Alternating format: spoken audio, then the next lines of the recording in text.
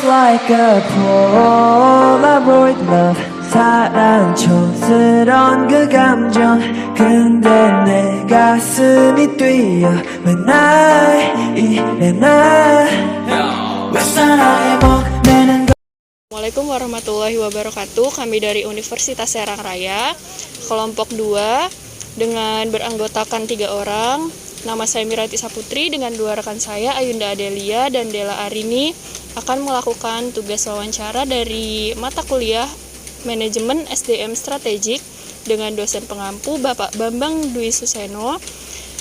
Kami akan mewawancarai dengan judul saving di Koperasi Rusamas Sarana Usaha. Selamat menonton. 왜 사랑에 목매는 건지 어차피 뻔한 감정이잖아 Assalamualaikum warahmatullahi wabarakatuh. Waalaikumsalam warahmatullahi wabarakatuh. Kami dari Universitas Serang Raya ingin mengerjakan tugas wawancara dari mata kuliah Manajemen SDM Strategik dengan dosen pengampu Bapak Bambang Dwi Suseno. Baiklah, perkenalkan nama saya Ayunda Delia dengan 2 rekan saya Dela Arini dan Miranti Saputri. Akan mewawancarai Bapak Ali Murtado selaku staf dan Bapak Egi Triatmojo selaku staf dari PT Koperasi Rusamas Sarana Usaha. Baiklah, langsung saja kita akan mulai wawancaranya. Silahkan.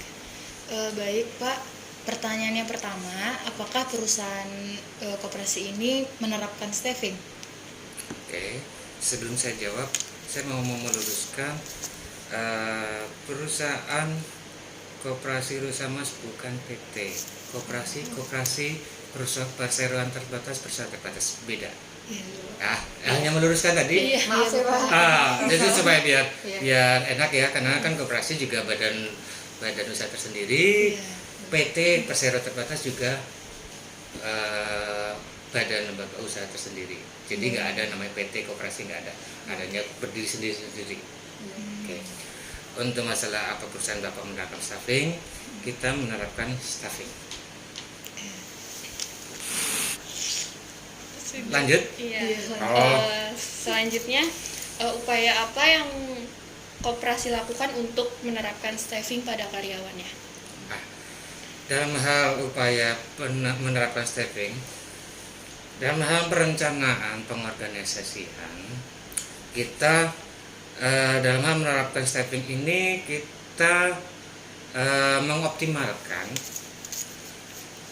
pekerja yang tersedia terhadap kebutuhan kegiatan operasional kita. Jadi kita mengoptimalkan dulu kinerja yang kita punya, SDM tentunya ya, SDM yang kita punya untuk mengisi ataupun untuk kebutuhan-kebutuhan yang kami punya. Selanjutnya, terus dampak bagi perusahaan dan karyawan sebelum dan sesudah menerapkan staffing itu apa Pak?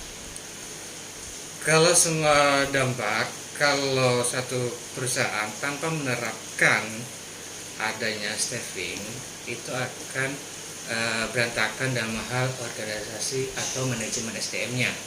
Tapi kalau seandainya sudah diterapkan staffing, jadi pengelolaan ataupun pengorganisasian secara manajemen SDM itu akan lebih optimal untuk menunjang kegiatan operasi atau kegiatan kami. Selanjutnya itu kendala atau hambatan perusahaan koperasi itu saat menerapkan staffing itu seperti apa ya Pak? Kalau kendalanya mungkin gini, hambatannya kita membutuhkan satu tempat, tapi SDM yang kita punya kurang pas di tempat tersebut. Kita mungkin dampak atau mungkin kendala yang ada di lapangan. Kita pengen kekosongan di divisi ini, tapi kita punya SDM-nya ini. Terkadang kan ada hambatan, kendala yang mau nggak mau kan harus kita coba memanage supaya bisa nggak ke arah situ. Gitu. Lalu setelah menerapkan staffing itu, apa reward yang didapatkan oleh karyawannya? dalam hal menerapkan staffing, ya kan memang perlu satu perusahaan kan memberikan reward ya. Baik rewardnya itu rewardnya ini semacam bebas atau paling tidak di sini nih rewardnya kita memberikan satu tunjangan. Jadi misalkan untuk divisi ini kekosongan ini jadi kita memperencanakan cocok untuk mengisi kekosongan ini dengan adanya SDM tersebut bisa terpakai ataupun bisa ada di situ, otomatis tertunjanglah dengan reward yang diberikan sama perusahaan. Selanjutnya itu apa seluruh karyawan diwajibkan mengikuti staffing atau hanya beberapa saja? Ini bahasa rancu bagi saya ya. Oh iya. Ya, ini bahasa rancu bagi saya karena apa? Kalau seluruh karyawan diwajibkan mengikuti staffing, padahal satu namanya perusahaan itu kan mengenal namanya manajemen SDM, itu kan pengorganisasian, perencanaan, ya kan? Dengan ada perencanaan, otomatis kan semua yang kita punya, yaitu aset kita itu satu karyawan, yang kita saving semua. Tapi kalau bahasa tadi seluruh diwajibkan, arti diwajibkan ini kan mereka bukan punya hak. Yang punya hak itu satu pimpinan untuk merencanakan bahwa ini kekosongan ini perlu kok diisi dari ini, diisi dengan si A, si B, gitu. Lalu apa namanya, pelatihan atau training apa saja yang dilakukan oleh perusahaan? Terkait dengan pelatihan training, ya ini khusus satu pedisi atau secara global? Di dalam perusahaan. Ada banyak divisi, ada divisi umum, ada divisi jasa konstruksi gitu, ada divisi akuntansinya. Ya. Jadi kalau bisa dijabarin, kita perusahaan koperasi memang mengirimkan untuk satu pelatihan untuk menambah skill, menambah wawasan, baik skill secara mungkin skill di sisi keuangan, akuntansi, juga untuk di sisi umum pelatihan tentang bagaimana cara secara manajerialnya, untuk di sisi jasa konstruksi mungkin pelatihan tentang mungkin pengelasan welder, untuk maintenance segala macam. Jadi setiap divisi itu pelatihan atau staffing itu berbeda-beda ya? Ya, sesuai dengan kebutuhan dan divisi masing-masing tempat. Selanjutnya, bagaimana perusahaan menilai kinerja karyawan agar bisa dipromosikan? Dalam hal menilai kinerja karyawan, kita pertama mungkin dilihat dari etos kerja. Etos kerjanya mereka tinggi, tapi disertai dengan ditopang dengan absensi. Kan begitu. Kalau seandainya jadi mana yang kinerjanya oke, bagus, dan mungkin mindsetnya mungkin lebih, dan sekalian juga lebih, dan ada tempat yang kosong, itu bisa dipromosikan. Kalau seandainya sudah semua penuh kan nggak mungkin kita promosikan. Walaupun katakanlah sudah jadi top manajemen, walaupun bagus kan nggak mungkin kita promosikan ke atas lagi, kan nggak ada. Jadi tergantung dari kondisional yang ada satu perusahaan. Lalu metode rekrutmen apa saja yang dilakukan oleh koperasi, Pak? Metode rekrutmen ini kita lakukan secara langsung ya. Secara langsung itu berkas yang langsung ke kantor koperasi, gitu kan. Rekrutmennya ya istilahnya yang kalaupun diadakan rekrutmen, kalau pas lagi ada satu divisi atau kekosongan tempat yang membutuhkan satu karyawan atau SDM yang ada, karena itu lari lagi ke perencanaan staffing tadi, perencanaan dari sisi manajemen SDM-nya. Lalu bagaimana cara menyeleksi itu, Pak? Kan tadi katanya berkasnya yang datang ke Betul. itu kan. Ah. Terus nanti bagaimana cara perusahaannya menyeleksi hal tersebut? Menyeleksinya kita memverifikasi data apa yang kita kriteria apa yang kita inginkan. Jadi kriteria apa yang kita inginkan, setelah itu baru kita diadakan satu tahapan-tahapan seleksi. Jadi pertama verifikasi data, selanjutnya mungkin psikotes atau tes tulis segala macam, baru ujungnya nanti diwawancara, baru siapa yang sesuai dengan kriteria yang kita harapkan. Jadi sesuai kriteria yang dari perusahaan ya Pak? Iya. Ya, selanjutnya itu kendala apa saja yang dihadapi perusahaan ketika melaksanakan rekrutmen karyawan? Kendalanya, Kalau kita melakukan rekrutmen, antusiasnya tinggi, dan kita mau nggak mau pasti membutuhkan tenaga, waktu, pikiran untuk satu pelaksanaan. Karena kita kan masih sifatnya offline, ya kan. Kalau sifatnya offline kan masih membutuhkan waktu, pikiran, dan tenaga. Itu kendalanya.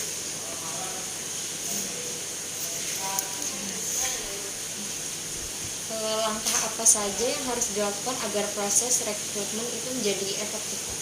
Ya. Kalau langkah proses rekrutmen ini kita efektif kalau kita membuat satu loker yang kriterianya sesuai dengan job yang kita harapkan. Jadi katakanlah kita job position atau job yang kita harapkan, yang kita inginkan sesuai dengan apa yang secara spesifik lah. Kita pengen A gitu kan. Jadi kriteria yang itu udah kita langsung menjurus ke A tersebut. Jadi dengan adanya mengkerucut tersebut, insya Allah akan lebih efektif daripada secara general.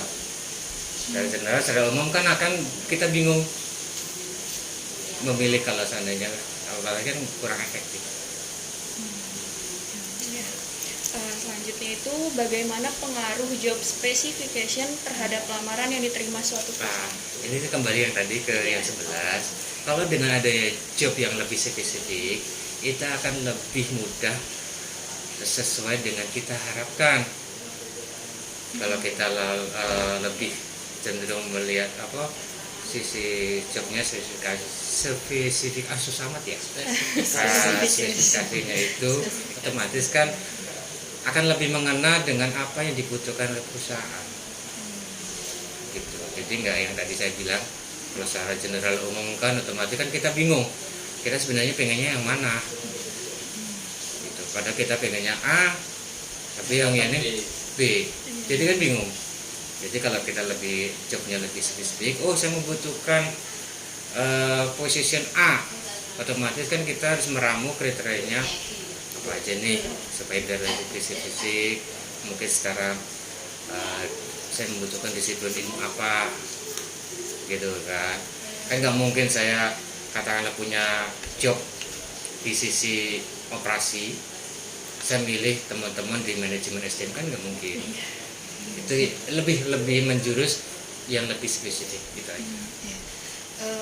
Boleh menambahkan Pak? Boleh. Lalu apa yang akan dilakukan oleh perusahaan koperasi maksudnya apabila staffing ini berhenti di tengah jalan gitu? Atau ada kendala, jadi yang intinya staffing ini atau pelatihan ini harus berhenti di tengah jalan gitu tanpa harus menyelesaikan program pelatihan gitu Pak? Kalau seandainya dari program staffingnya tidak berjalan, otomatis rantai bisnisnya akan terganggu juga, ya kan.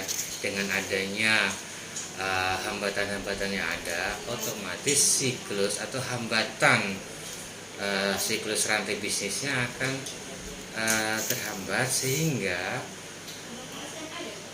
apa yang tujuan dari perusahaan itu nggak akan tercapai. Misalkan nggak ada terjalan kan tadi Mbak Dila ya, pasalnya yang nggak nggak ini nih, nggak ada ini nih, otomatis kan kita harapkan untuk maju ke depan mau selangkah dua langkah akan tertunda, bukan nggak selesai tapi akan tertunda akan mengakibatkan perusahaan akan stuck gitu.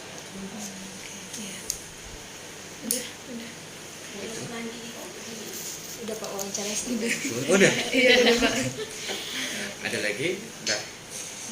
Udah cukup Pak. Saya tutup ya Pak. Boleh?